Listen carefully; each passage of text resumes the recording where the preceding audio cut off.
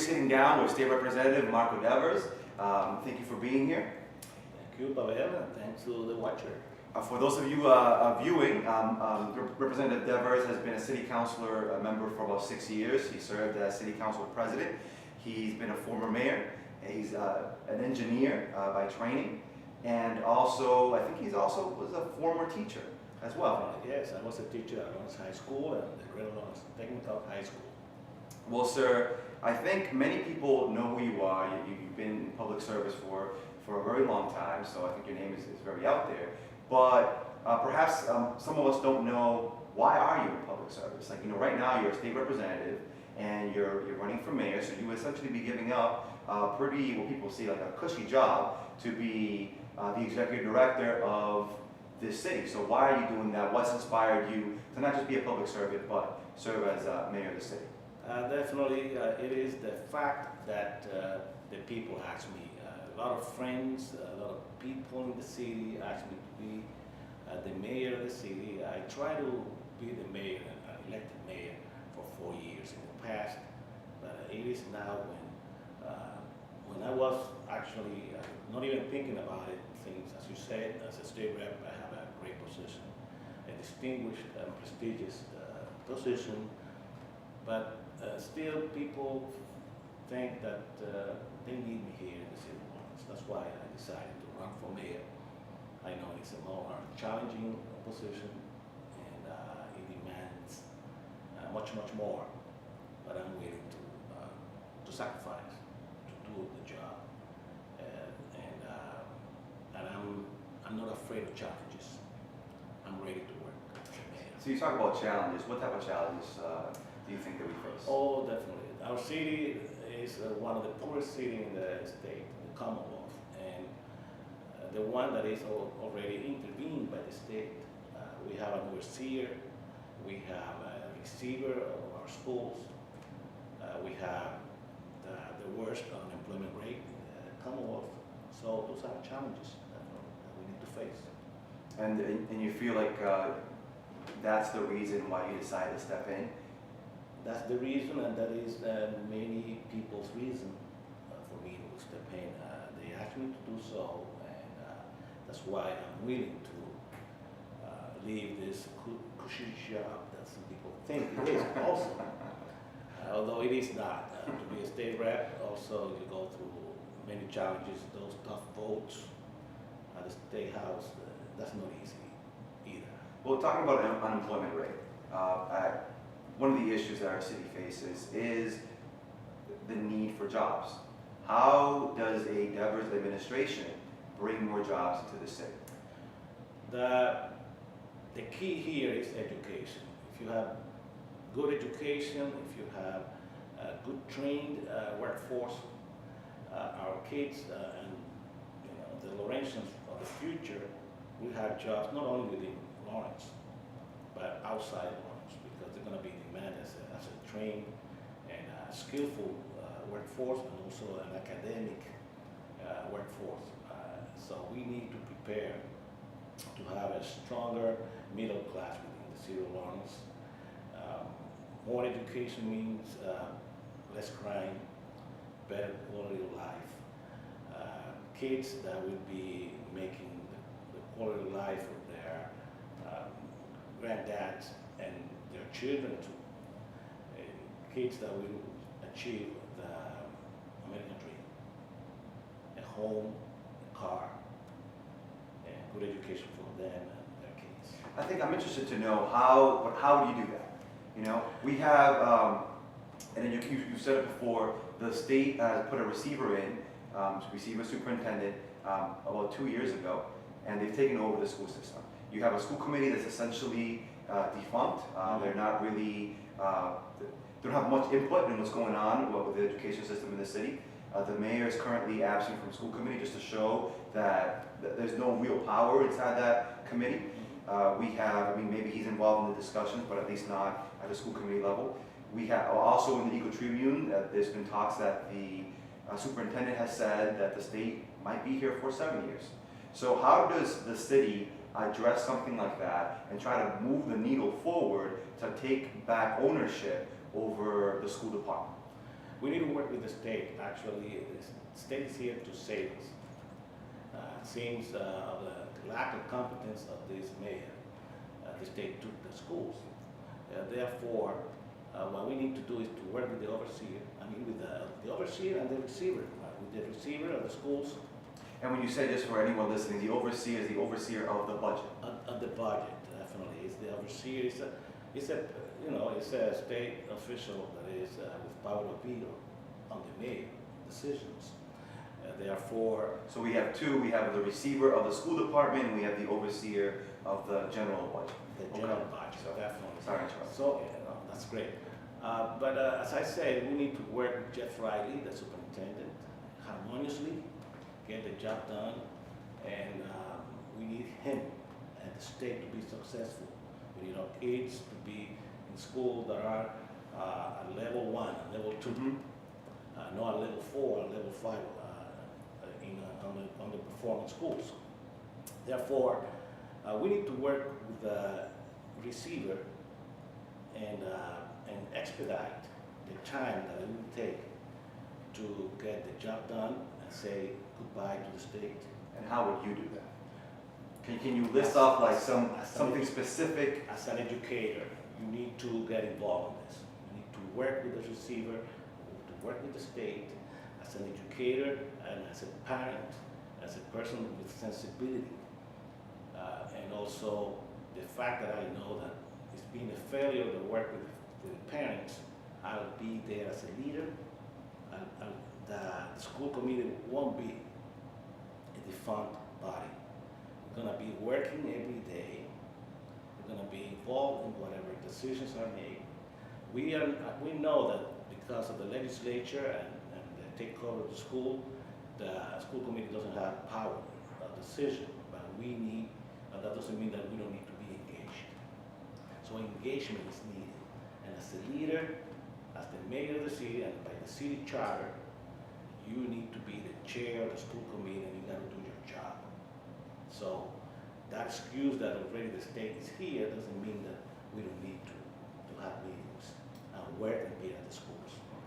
How would you as mayor get more parents, community members, business owners involved in the education system of the city? Doing the job, inspiring people, going there, doing the work, and propitiate the conditions for them to participate.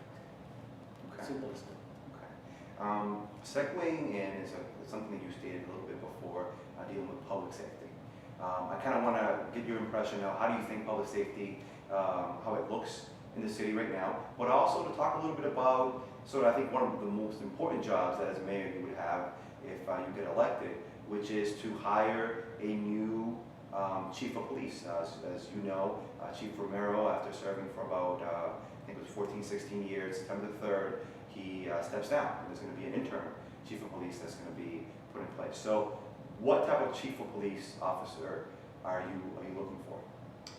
I've been looking for a professional in public safety, an experienced police chief, a person I can work with. As commander-in-chief of the municipal government, I need a police chief that will work with me, and I need to work with this body of men and women that bring the order in the city.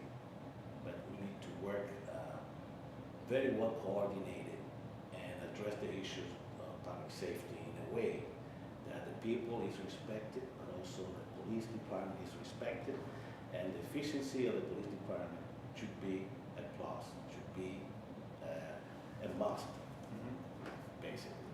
So that's the kind of police chief that I will work with, and I'll be paying all the attention to that issue. Is there anything specific regarding their resume that you're looking for? Do you want someone inside the Lawrence police system, someone outside? Do you have any type of specific training you think they should have? Should they be bilingual? Should they be, what anything specific you're looking for in the chief of police? Besides having a screening committee to check on those resumes and experience and qualifications, my decision is key. I need to actually be very aware of the kind of professionalism this person will bring to the police department. Okay. Sort of expanding a little bit outside from that, we've had in the past issues of police brutality or police being very rude and sometimes hurtful to certain community members. I don't know if that's a big issue right now, but I know in the past it was. So what under your administration would you do to try to curtail some of those issues?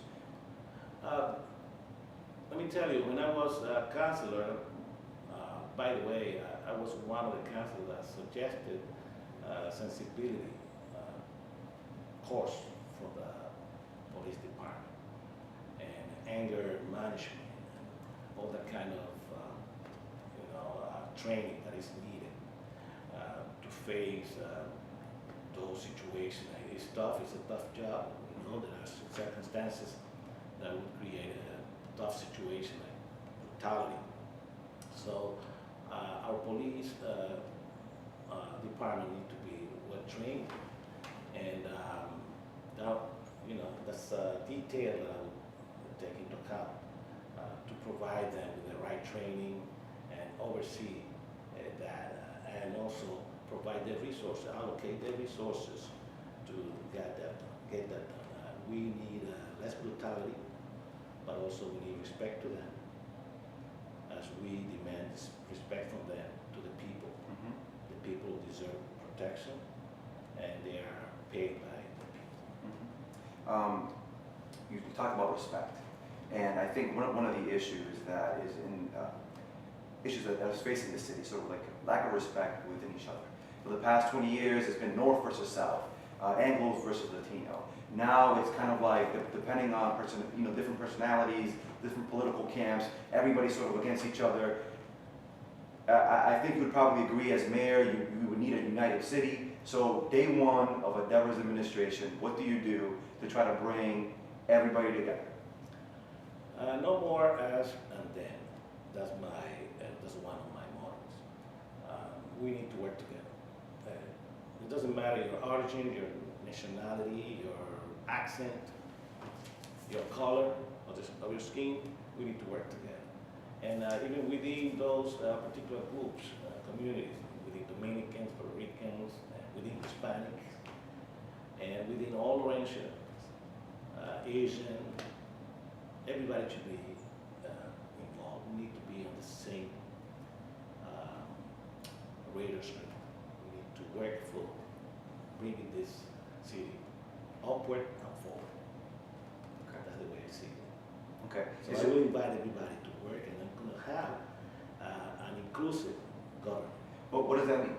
That means that I'll be looking for the right people from all the community to be part of the government, not just one group. Okay. Is there anything, like a specific project, any specific ideas that you think you would enact that would help you get there? A specific idea. I see everything as an overall effort. In terms of urban planning, bringing the downtown as a revival for the city, that's one of my plans. Working with Northern Essex and bringing all other colleges if it's needed, or just empowering Northern Essex the way we are empowering. And also revitalizing the downtown and other main areas within the city. But we need above all to send a good message about the city of Lawrence, to improve the image of the city. And I don't want anybody outside the city of Lawrence talking in a way that is negative about our city, only to project a good image. And that's one of the main, say the specific, but at the same time overall picture that I see on this. Provide quality of life, not only physically, but also emotional. That everybody will feel safe within the city of Lawrence, will feel invited. We need to attract the people. We don't want the people to go through Route 93 and 495. We want them to come to Lawrence and see the good things that we can share with the rest of the world. So that's the way I see it. It's not specific. It's an overall project that we have to bring. And we need to work with those resources provided by the state, the federal government. And we need the right people in the right position and professionalism within the government. We need to create network within the departments. We don't have, how to say, more excuses to say that there is mismanagement of funds within the city department because of the disorder in terms of not having the proper mechanism or control within the city. So we need to professionalize that. We've been talking in the past about the GIS, which is a network. It's technology within government, actually. The networking of all departments, sharing databases, that's important.